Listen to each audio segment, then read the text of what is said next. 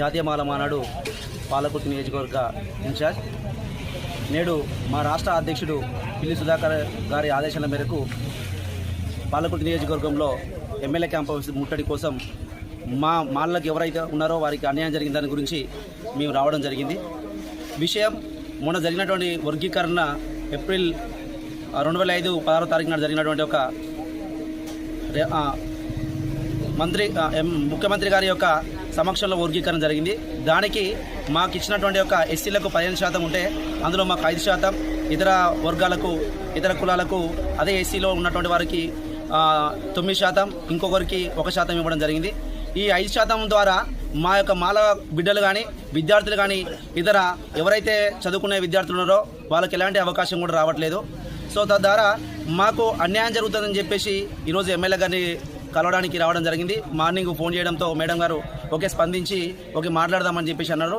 ఆ తర్వాత ఇక్కడికి వచ్చిన తర్వాత పరిస్థితులు వేరైనాయి. ఏదేమైనప్పటికీ మాకు జరగాల్సిన అన్యాయం జరిగిపోయింది.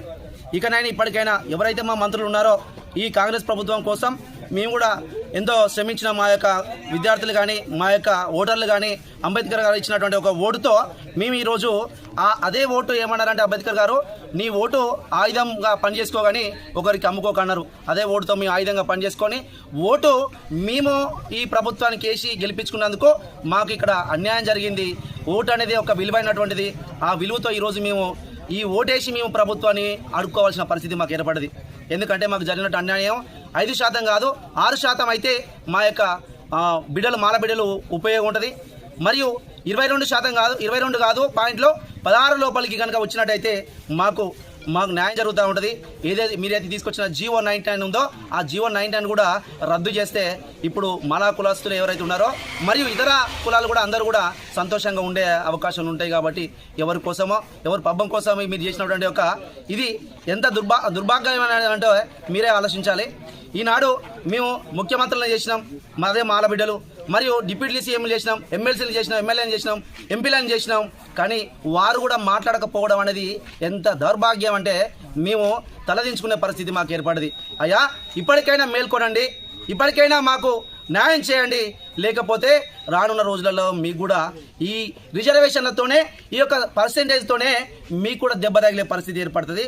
అప్పుడు మీరు కూడా ఇబ్బందుల పాలవుతారు. కాబట్టి ఇకనైనా మీరు మేల్కొని మీరు ఇప్పటికైనా మీ యొక్క సమావేశాలు ఏర్పాటు చేసుకోండి.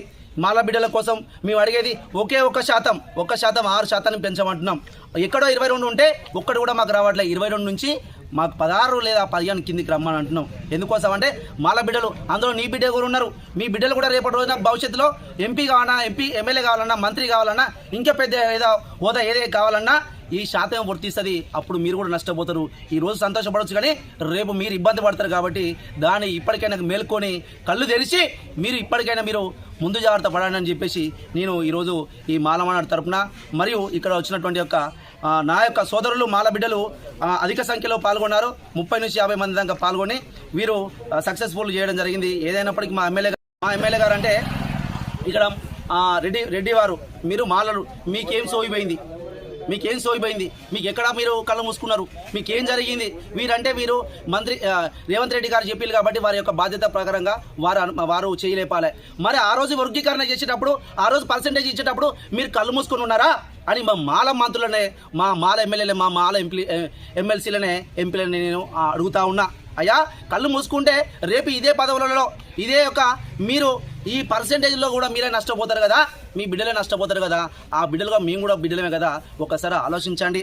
ఓకే రేవంత్ రెడ్డి అన్న మా అందరి కోసం పనిచేస్తున్నాడు, మేము వ్యతిరేకించట్లే. మాకు న్యాయం చేయని కోరుకుంటా ఉన్నాం. 1% పెంచండి, మీకు దండం పెడతా మా మాలల తరపున మాకు అన్యాయం చేయకండి అని చెప్పేసి మేము రేవంత్ అన్నను వేడుకుంటూ ఉన్నాం. ఈ యొక్క సమావేశానికి మా యొక్క మాల బిడ్డలు మరియు ఇక్కడ ఉన్నటువంటి యొక్క మీడియా మిత్రులు, పోలీసు బృందాన్ని కూడా మాకు సహకరించినందుకు మరియు ఎంఆర్ఓ